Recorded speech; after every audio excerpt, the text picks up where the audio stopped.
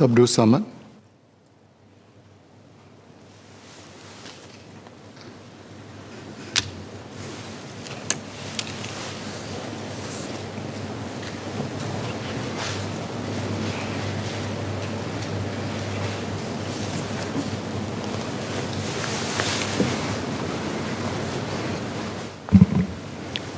Mr. Speaker, I would like to begin my speech in Malay. Belanjawan 2022 menyediakan pelbagai sokongan untuk membantu rakyat Singapura meringankan kos kehidupan yang kian meningkat. Seperti biasa, golongan berpendapatan rendah wajib mendapat bantuan sedemikian dalam mengharungi kehidupan mereka. Dalam kesempatan ini, saya merayu pada pemerintah untuk mengkaji semula syarat kelayakan dari segi pendapatan individu maupun keluarga dengan mengambil kira golongan yang berpendapatan pertengahan supaya mereka juga diberi sokongan yang seadilnya. Seperkara lagi yang penting ialah pihak majikan mengambil dan menjadikan pekerja Singapura sebagai pilihan utama mereka. Sebagai wakil pekerja, saya sangat gembira tentang pengumuman penurunan nisbah antara pekerja Singapura dengan pekerja asing. Pendekatan ini melambangkan sifat terbuka kita kepada pekerja asing kerana kita semua akur tentang kekurangan tenaga pekerja untuk ekonomi Singapura terus membangun. Selebihnya, pengumuman geran $100 juta yang diberikan kepada NTUC, ia melambangkan kepercayaan dan keyakinan pemerintah terhadap usaha NTUC untuk meningkatkan keupayaan pekerja bersama majikan melalui Jawatankuasa Latihan Syarikat atau lebih dikenali sebagai CTC. Tujuan utama jawatankuasa dibentuk ialah supaya kesatuan sekerja dan pihak pengurusan bekerjasama meningkatkan mutu dan keupayaan pekerja mereka melalui kemahiran yang padat dan baru. Hasil dari usaha berikut, saya berharap para pekerja dapat meraih peningkatan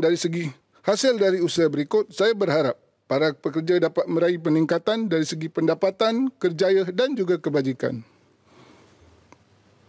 Kita kerap mendengar berita bahawa pemerintah menggambarkan banyaknya peluang pekerjaan yang akan disediakan melalui syarikat-syarikat baru yang akan membuka perniagaan mereka di Singapura buat masa terdekat dan juga jangka panjang.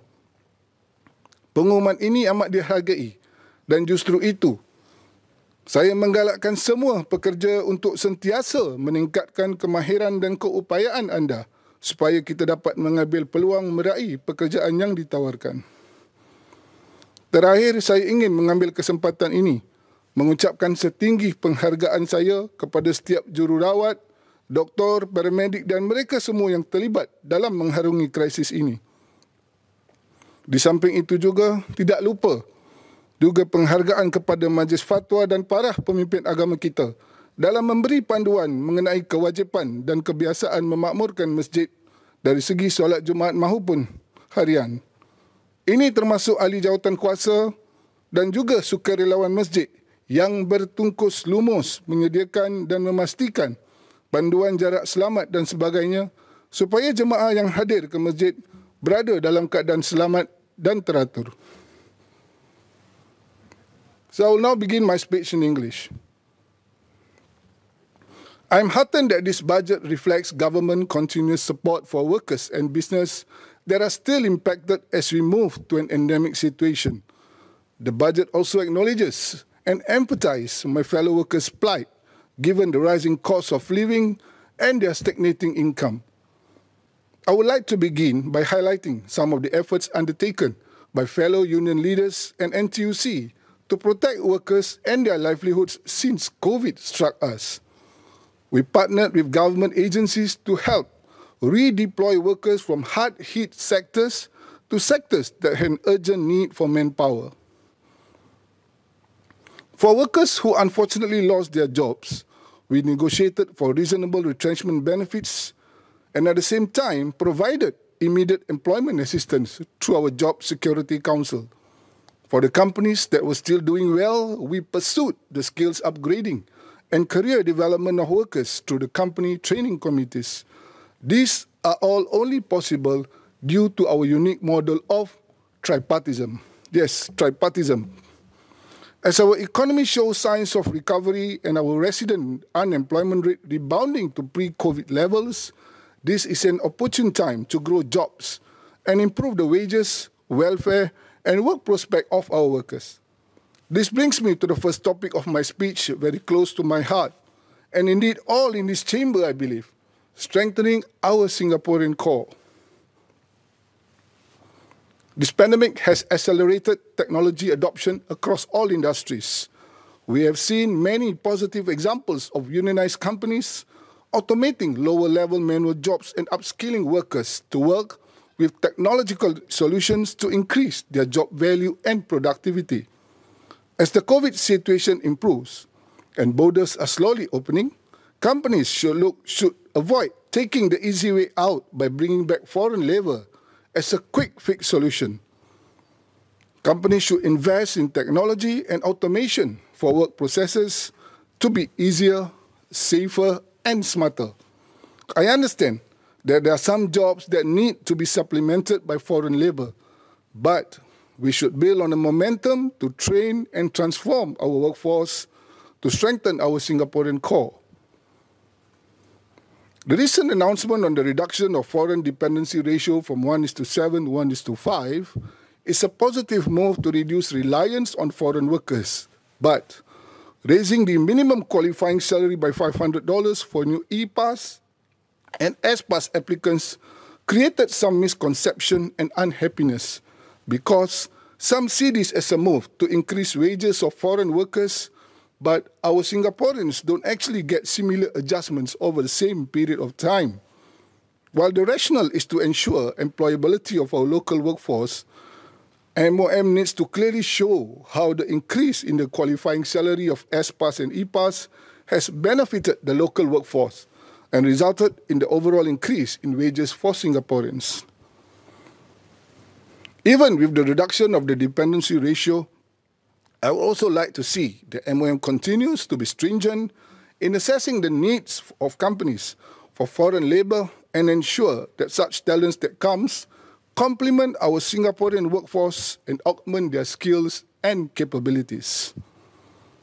Strengthening our Singaporean core applies to workers of all levels, including our professionals, managers, executives, in short, PMEs. The demands for good and high-skilled jobs that will attract PMEs are also growing, and these provide opportunities for localization of jobs and career development. The NTUC SNEF PME Task Force reported that younger PMEs aged below 40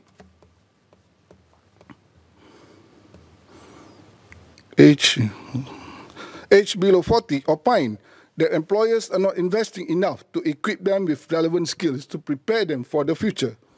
Companies should not take advantage of the recovering economy to bring in foreign talents, but instead put in place a career development for the Singaporean workers to take on this job and grow their careers.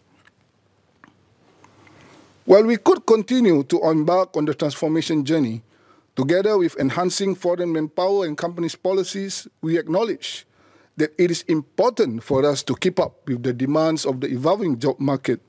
Hence, it is imperative that companies continue to invest in training to build deep capabilities in our local workforce for us to strengthen our Singaporean core. NTUC is very heartened by government's strong support in setting aside 100 million to scale up the company training committees to support companies' transformation plans. NTUC is very committed and ready to partner with companies to form company training committees to identify relevant training to upskill and transform workers in tandem with industry transformation. Such efforts must lead to better wages, better work prospect, and better welfare for our workers. These three outcomes will be the catalyst to encourage workers to attend training. I would like to ensure our companies that NTUC is more than able to support such efforts through our NTUC training and placement ecosystem, comprising Employment and Employability Institute, NTUC Learning Hub, NTUC Industry Training and Transformation, and Ong Teng Cheong Labour Leadership Institute. Sir, NTUC is well positioned to support companies in their business strategy planning, job matching, job redesign, and more importantly, workforce training. For instance, amid the COVID-19 outbreak, NTUC Learning Hub swiftly augmented its training capabilities to respond to training needs and the national agenda to upskill. This allowed companies from hard-hit sectors such as aviation, hospitality, and among others, to reskill and upskill their employees. I am pleased to share that NTUC Learning Hub has achieved a record of over 500,000 training places and upskilled more than 300,000 workers since the start of the pandemic. NTUC's L-Hub also launched their learning experience platform late last year to encourage online learning at one's own pace, anytime and anywhere. This to also encourage our workforce to embrace lifelong learning and upskilling, complementing CTC's efforts in partnering companies to transform their business and workforce towards Industry 4.0 and Worker 4.0.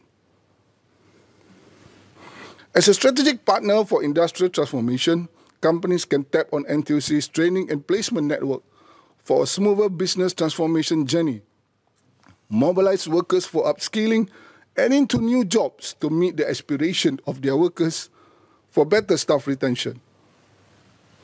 Mr. Speaker, union leaders are glad that the government continues to support the aviation industry as it slowly recovers from the severe impact caused by this pandemic. For Singapore to remain its air hub status, there needs to be a continuous and healthy pipeline of talents to perform these good skilled jobs. With this support, companies need to ramp up their technological solutions and also train their workforce. Companies should also find ways to retain experienced workers through better salaries and benefits, while at the same time improve internship opportunities for poly and ITE students. Besides aviation, tourism is another severely impacted sector and have been facing severe manpower shortage. Workloads have increased and sadly, salaries have not increased much since pre-COVID. Now and post-pandemic, companies are and will continue to change to be leaner and more efficient in their operations, where skilled manpower is sought after. Their efforts to upskill the workforce so that it enables companies to cope with international demand when it returns. These are good jobs where a worker who has picked up the relevant industry knowledge and has the passion to continue can rise very quickly to take up management level positions. We hope companies could increase the local poly and IT graduate entry-level salaries to attract Singaporeans and retain them in the long run. Otherwise, the salaries offered by the gig economy will draw them away from these industries. However, while Singapore gradually expands vaccinated travel lanes, there remains economic challenges and COVID fear. This put additional pressure on effective recovery of international tourism. I hope and I call on that the government can review and extend similar support to the hotel sector too. Next point that I would like to raise is on the rising cost of living, with my focus towards extending more support to the middle income earners. We are all aware that inflation has been on the rise. Singapore's overall inflation in December 2021 has jumped to 4% on a year-on-year basis and has remained at 4% in January 2022. For the whole of 2021, overall inflation rose to 2.3%, and in fact, this is the highest since year 2013. Based on the feedback and sentiments from my peers and fellow workers, inflation is quickly emerging as a key challenge this year, as households face rising prices on multiple fronts, ranging from food, education to housing. This is especially for our middle-income earners. We are really heartened by government's initiatives, such as the GST support package to help the lower and middle-income household as well as retirees to cope with the GST hike. Aside from GST voucher and doubling the USAF rebates applicable to all HDB households for the remaining quarter in 2022, we also appreciate the increase of annual accessible income to 34,000 as a qualifying criteria for the GST cash payment. On this note, we hope that it could be further increased so that it can be extended to middle-income Singaporeans to help them cope with the rising cost of living. Let us also not forget the group of lower middle income workers who are earning slightly more than lower income individuals, but their families are also struggling with increasing daily expenses. Yet, they are losing access to government support schemes as they have just fallen short slightly of the income criteria of these support schemes. I hope the government can review the income criteria of various support schemes such as kindergarten, student care, and childcare subsidies, CPF housing grants to prevent the cliff effect and better support the lower middle income family. To my fellow workers, rest assured that unions and NTUC hear your concerns and anxieties on the cost of living. We are paying close attention and finding avenues to better support you. Our NTUC social enterprises are committed to continue helping members and workers to moderate the cost of living and stretching their hard-earned dollars. Today, there are 10 NTUC social enterprises under the NTUC Enterprise Group, ranging from Fair Price, Food Fair, Kopitiam, First Campus, Learning Hub, and more. Each of them is created to primarily address specific concerns that weigh on the minds of fellow Singaporeans, from rising food costs, catering to the broader needs of Singaporean working parents and their families, to staying relevant throughout their working lives. They will continue to roll out initiatives to help Singaporeans cope with the rising cost of living. I will close my speech by making two key points. One, as our economy recovers, we should build on the momentum to train and transform the Singaporean workforce. NTUC is here to support companies to form CTCs, and through the training and placement ecosystem, will provide support for business strategy planning, job redesign, and workforce training. Together with the strong support of the government, we will continue to walk this journey with you, raise local workforce capabilities through upskilling and reskilling. Most importantly, building the pipelines of local talents for the future. Second is for our middle income earners.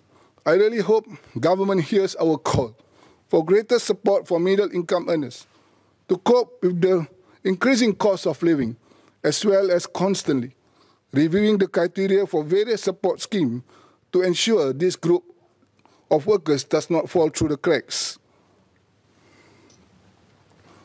Unions and NTUC will continue to protect our workers, and the social enterprises will continue to cushion the impact of the cost of living through our various initiatives. Together, unions, NTUC, and our social enterprises are committed to serve our members and workers better.